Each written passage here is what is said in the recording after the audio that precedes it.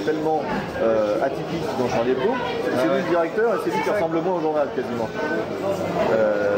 Si j'étais directeur d'un journal et si j'avais mon dans un journal, il y aurait pas mal dans le journal. Enfin, en tout cas, ce qu'il exprime dans le journal, ça n'existerait pas. Si je rentre dans une rédaction et on me dit voilà l'éditorial, voilà les limites, est-ce que vous acceptez de les respecter ou est-ce que vous acceptez pas? Si j'accepte, je vais pas me plaindre qu'on me file une claque si j'outrepasse. Mais quand je rentre dans une rédaction et qu'on me dit il n'y a pas de limite, c'est arrivé très rarement, oui. Mais on m'a dit il n'y a pas de limite. Et effectivement, il n'y avait pas de limite jusqu'au moment où il y avait une limite.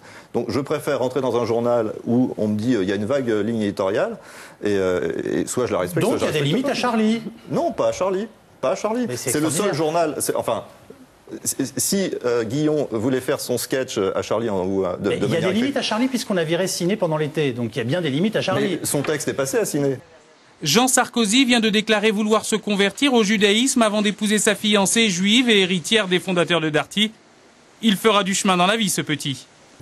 C'est pas pour ce qu'il a écrit qu'il a été viré. Pas lu. Ce soir, vous êtes Philippe Val ne l'avait... Non, là, il faut être un peu de bonne foi. Val ne l'avait pas lu quand il a découvert, il a viré Ciné. Mais il n'y a pas que ça.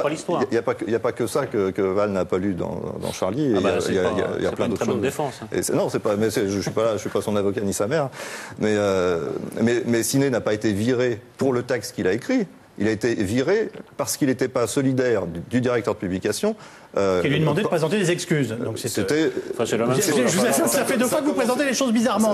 Non, mais ça a commencé par des excuses. C'était finalement le texte sur lequel il était tombé d'accord. C'était un texte qui expliquait sa phrase qui pouvait être perçue de manière ambiguë par des gens.